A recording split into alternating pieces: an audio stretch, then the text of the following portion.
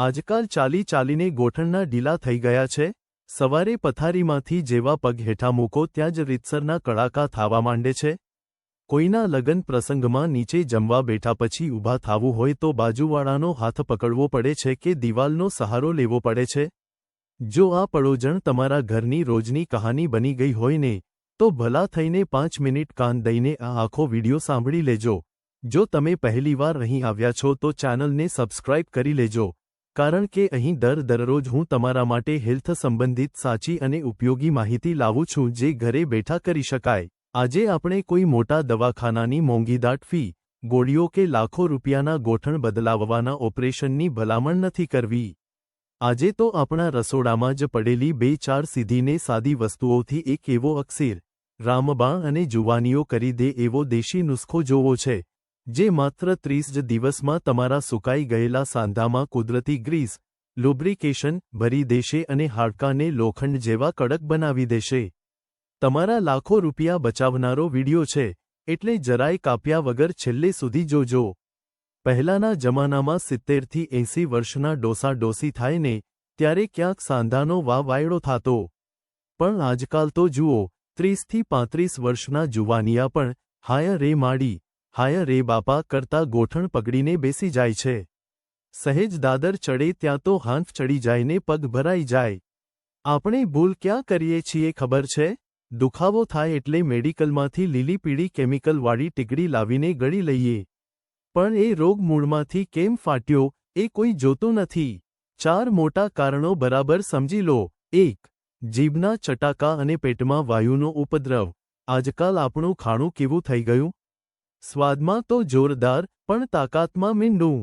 આ મેંદાના pizza burger, પેકેટવાળા વાસી નાસ્તા, કઢી ખીચડીની જગ્યાએ ચાઇનીઝને વળી આખો દિવસ ચા કોફીના ડુસ્કા. આ બધું પેટમાં જઈને સડે છે. આયુર્વેદ કહે છે કે જેવું અન્ન એવો ઓડકાર. પેટમાં કચરો સડે એટલે વાયુ ગેસ બગડે. આ બગડેલો વાયુ જ્યારે લોહી ભેગો બળીને સાંધામાં ભરાય ને, એટલે ત્યાં કાચની કરચો ખૂંચતી હોય એવા લબકારા મારે છે અને સોજો લાવી દે છે. 2. ખુરશી માથે બેઠાડું જીવતર. આપણું શરીર એક એવી મશીનરી છે જેને જેટલું વળશો, જેટલું હલાવશો એટલું એમાં ઓઇલિંગ સારું રહેશે. પણ આપણે તો સવારથી સાંજ ખુરશી તોડવાની કાં સોફા માથે આડા પડવાનું. હલનચલન સાવ બંધ થઈ ગયું એટલે સાંધા જામ થઈ ગયા. હવે જે વજન આપણા પગના સ્નાયુઓ, મસલ્સ એ ઉપાડવાનું હતું, એ આખું વજન બિચારા ગોઠણના જોઇન્ટ્સ માથે આવે છે. પછી ગાદી ઘસાય નહીં તો બીજું શું થાય? 3. સૂરજ દાદાથી ચોરી અને હાડકાનું પોલાણ. આપણે કાં તો એસીવાળા રૂમમાં પુરાયેલા રહીએ કાં ગાડીમાં બારીઓ ચડાવીને ફરીએ. કુદરતનું મફતનું ભાથું એટલે કે સૂરજ દાદાનો કુમળો તડકો, વિટામિન ડી, આપણા શરીરને અડવા જ નથી દેતા. એક વાત મગજમાં ગાંઠવાળી લેજો, જો શરીરમાં વિટામિન ડી નહીં હોય ને, તો તમે ગમે એટલી કેલ્શિયમની ટીકડીઓ ગળશો કે લીટર દૂધ પીશો, શરીર એને પચાવી જ નહીં શકે. હાડકાં અંદરથી સાવ પોલા લાકડા જેવા થઈ જશે, જેને અંગ્રેજીમાં ઓસ્ટિયોપોરોસિસ કહેવાય છે. 4. પેઇન કિલરનો ઝેરી શોર્ટકટ.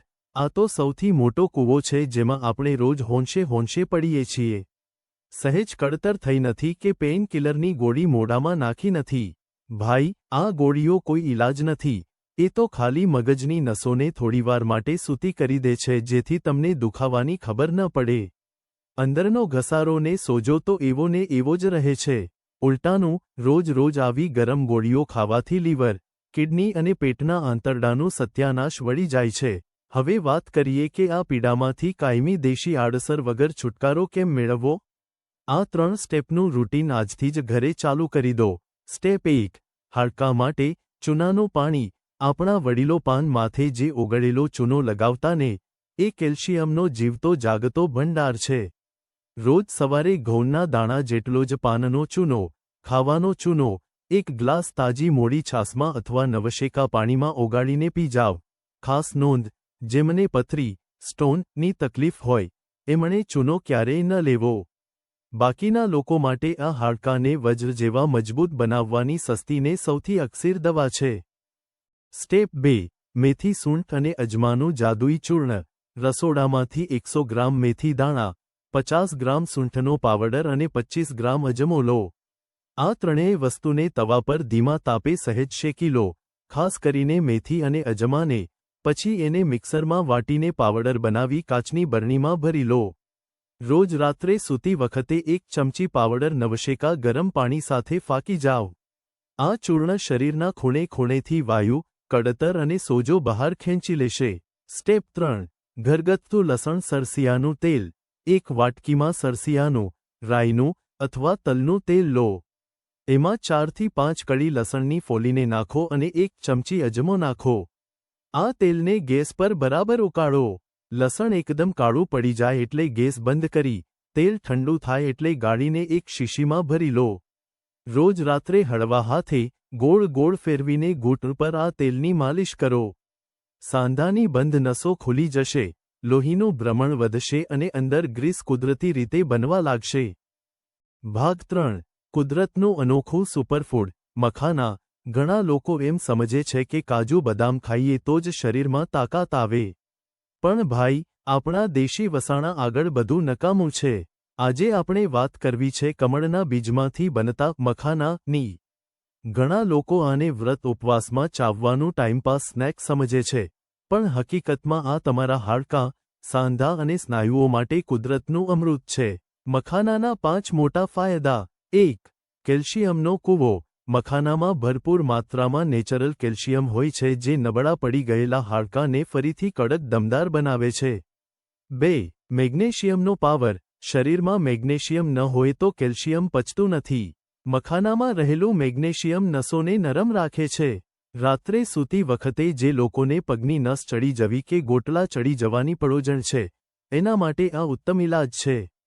3. કુદરતી રિપેરિંગ. પ્રોટીન.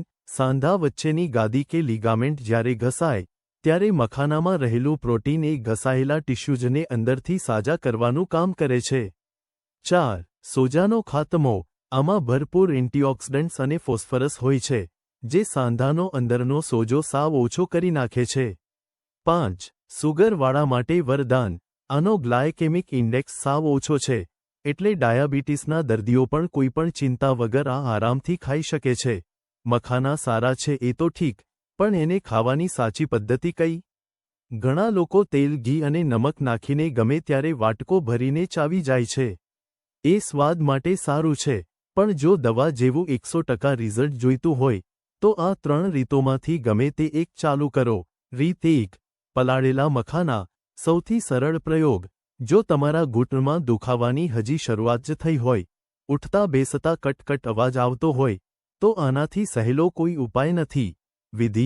રાત્રે સૂતી વખતે 1 ગ્લાસ ચોખ્ખા પાણીમાં 15-20 મખાના નાખીને ઢાંકી દો. આખી રાત મખાના પાણી શોષીને એકદમ પોચાપૂણી જેવા થઈ જશે. લેવાની રીત. સવારે ઉઠીને નરણા કોઠે, નવશેકા પાણી પછી, ખાલી પેટે, આ મખાનાને બરાબર ચાવીને ખાઈ જવા. અને હા, જે પાણીમાં મખાના પલાળ્યા હતા, એ પાણી ફેંકવાનું નથી. એ પાણી પણ પી જવાનું છે. 40 થી 50ની ઉંમરવાળા માટે આ પ્રયોગ સંજીવની સમાન છે. રીત 2. દૂધ અને મખાનાનું દેશી અમૃત. આ જુગલબંધી આપણા જૂના વૈદરાજોના સમયથી ચાલતી આવે છે. દૂધ અને મખાના ભેગા થાય એટલે હાડકાં માટે લોખંડી કવચ તૈયાર થઈ જાય. વિધિ. 1 ગ્લાસ દૂધ લો.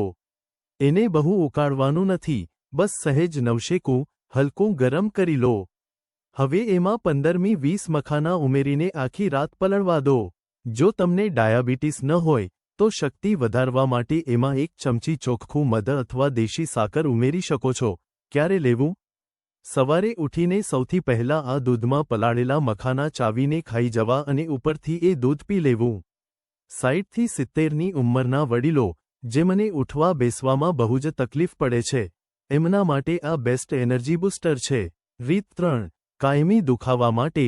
જેમને સાંધામાં અસહ્ય દુખાવો રહે છે, સોજો ઉતરતો નથી અથવા યુરિક એસિડ વધી ગયું છે, એમના માટે આ એક પાવરફુલ ન્યુટ્રિશન ડ્રિંક છે જે સવારે નાસ્તામાં લઈ શકાય. શું જોઈશે? 15 થી 20 મખાના, 5 બદામ, 2 અખરોટની ગીરી અને 1 ચમચી અળસીના બીજ. Flax seeds. બનાવવાની રીત.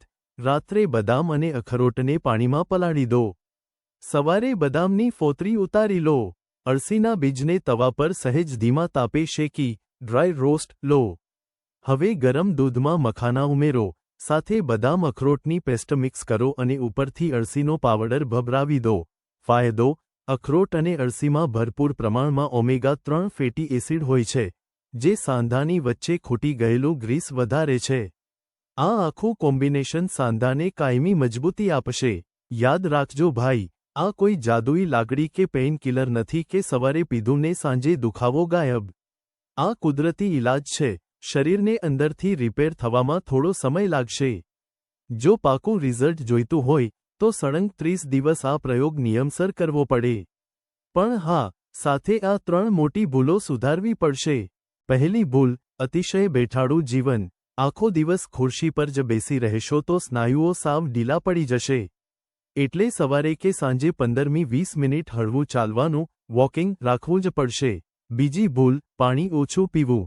શરીરમાં પાણી ઓછું થાય એટલે સાંધાનું લુબ્રિકેશન, ગ્રીસ, સુકાવા માંડે અને ઘસારો વધે. એટલે દિવસમાં ઓછામાં ઓછું 2-3 લીટર પાણી પીવો. ત્રીજી ભૂલ: તડકાની પરેજી. રોજ સવારે માત્ર 10-15 મિનિટ સૂર્યપ્રકાશના કૂણા તડકામાં બેસો, જેથી શરીરને કુદરતી વિટામિન ડી મળે અને કેલ્શિયમ હાડકાં સુધી પહોંચે. કુદરતી વસ્તુઓની ખાસિયત જ એ છે કે તે ધીમે ધીમે કામ કરે છે, પણ રોગને મૂળિયામાંથી ઉખાડીને ફેંકી દે છે. જો વિડિયો ઉપયોગી લાગ્યો હોય તો ચેનલને સબસ્ક્રાઇબ કરી લેજો અને બેલ આઇકોન દબાવી દેજો, જેથી આવી ઉપયોગી હેલ્થ માહિતી તમને સૌથી પહેલા મળે. તમારો કોઈ સવાલ હોય તો કોમેન્ટમાં જરૂર લખજો, હું જવાબ આપવાનો પ્રયત્ન કરીશ. મળીશું પછીના વિડિયોમાં. ત્યાં સુધી તમારી તબિયતનું ધ્યાન રાખજો. નમસ્તે.